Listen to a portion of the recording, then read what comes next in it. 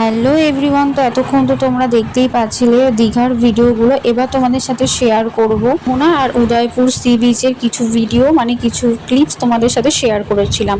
আর এটা হচ্ছে উদয়পুর থেকে আসার পরে আমি কিন্তু সি বিচে, মানে সমুদ্রে, দীঘা বিচে যাওয়ার জন্য, মানে স্নান করার জন্য কিন্তু এই আউটফিটটা ওয়্যার করেছিলাম। আর এই যে পাশে দেখতে পাচ্ছ, ওর নাম হচ্ছে রিয়া। রিয়া আমার বোনের মতন। আর আমার ড্রেসটা, মানে আমার আউটফিটটা তোমাদের কেমন লাগছে সেটা কিন্তু অবশ্যই কমেন্ট করে জানো। এটা কিন্তু পুরোটাই ব্যাকলেস ছিল আর হাতাটা কিন্তু পুরো স্লিপলেস ছিল।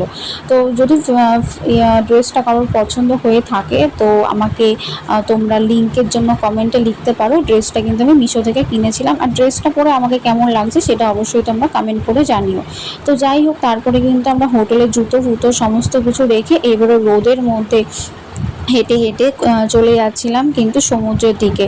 আর বেসিক্যালি এত রোদ ছিল, রাস্তাটা একদম মানে যে পা দিতেই আমার পাটা কিন্তু পুরো মনে হচ্ছিলো পুরো পুরো উঠছিল। আর সত্যি কথা বলতে আমার কিন্তু পায়ে ফোস্কা পড়ে গেছিলো, কারণ আমি জুতো ছাড়া, মানে খালি পায়ে আমি একদমই হাঁটতে পারি না। আমি ঘরের মধ্যেও কিন্তু জুতো পরেই হাঁটি। তো যাই হোক, এরকম রোদের মধ্যে কিন্তু আমরা চলে এসেছিলাম একদম সি বিচে। আর এখানে দেখতে পাচ্ছ কি প্রচণ্ড পরিমাণে ভিড়। ঠিক এই কারণেই কিন্তু আমার দীঘা বা পুরীর সমুদ্রের জলে স্নান করতে আমার একটুও ভালো লাগে না। সমুদ্র আমার ভালো লাগে ঠিকই, সমুদ্রে স্নান করতে ভালো লাগে, এনজয় করতে ভালো লাগে, সব কিছুই ভালো লাগে, কিন্তু এই এত ক্রাউডের মধ্যে আমার স্নান করতে একদমই ভালো লাগে না। তো যাই হোক, সমুদ্রে গেছি, একটু তো গা ভিজাতেই হবে, একটু তো লবণাক্ত জলে নামতেই হবে। আর সত্যি কথা বলতে আমার খুবই অসুবিধা হচ্ছিল এইবারে গিয়ে, কারণ আমার প্রচণ্ড পরিমাণে চোখে লবণাক্ত জলের কারণে খুব অসুবিধা হচ্ছিল। তো যাই হোক, সমুদ্রে কিছুক্ষণ স্নান করার পর আমরা চলে এসেছিলাম আমাদের হোটেলের সুইমিং পুলে, কারণ সমুদ্রের বালি থেকে একটু নিজেকে রিফ্রেশ করতে হবে। আর এখানে কিন্তু আমরা সবাই নেমে পড়েছিলাম সুইমিং পুলে, আর সাইডে গানও চলছিল, সেটাতে আমরা খুব ভীষণ পরিমাণে এনজয় করছিলাম সবাই সুইমিং পুলে নেমে। এখানে দেখতে পাচ্ছ রিয়া আবার সাঁতার শিখছে, তাও আবার আমার মার কাঁধে চেপে। তো যাই হোক, এগুলোই আমরা একটু মজা করছিলাম। তারপরে কিন্তু লাঞ্চ করে একটু ফ্রেশ হয়ে নিয়েছিলাম, মানে একটু ঘুমিয়ে নিয়েছিলাম। তারপরে দেখো বিকেল হতে না হতেই আমি কিন্তু রেডি সেডি হয়ে গেছি, কারণ এবার যাব দুটো মন্দিরে। তো দেখো এই যে আমার আউটফিটটা, এটা কেমন লাগছে আমাকে পরে সেটা কিন্তু তোমরা অবশ্যই কমেন্ট করে জানিও। তো দেখো তোমাদের সাথে কথা বলতে বলতে আমরা কিন্তু চলে এসেছি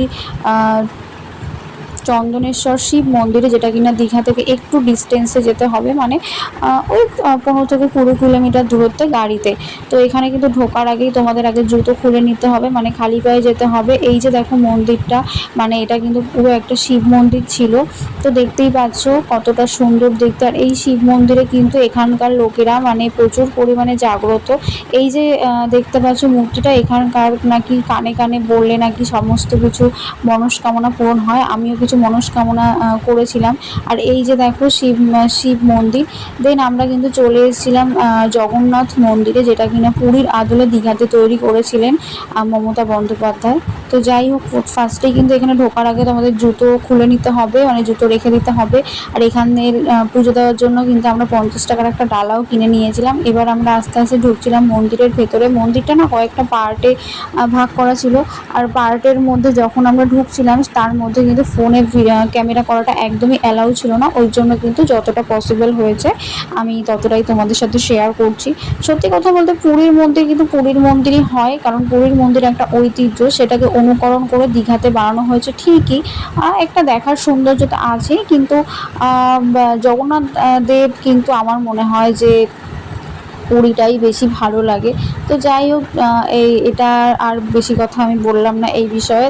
আর আমরা যেই টাইমটায় এসেছিলাম একদম মানে গধূলিবেলা, আর দেখতে পাচ্ছ বাইরেতে একটু সন্ধ্যা সন্ধ্যা হয়ে গেছিলো, আর লাইটিংগুলো এভাবে জ্বলছিল, কত না সুন্দর লাগছে। এই যে দেখতেই পাচ্ছ পুরো মন্দিরটা কিন্তু এরকম পাট পাট করে, পিছনে একদম সব থেকে বড় যে মন্দিরের চূড়া, মানে ধ্বজার উপরে যে পতাকাগুলো থাকে সেগুলো কিন্তু এখানে উঠছিল। তারপরে আমরা চলে এসেছিলাম সি বিচে। আর সমুদ্রে এসেছি একটু তো আমাদের মাছ ভাজা, মানে বিভিন্ন সামুদ্রিক মাছ তো ট্রাই করতেই হবে। আমরা কিন্তু এখান থেকে পমফ্রেট ফ্রাই আর আমুদি ফ্রাই নিয়েছিলাম। তো আজকের ভিডিওটা এই পর্যন্ত।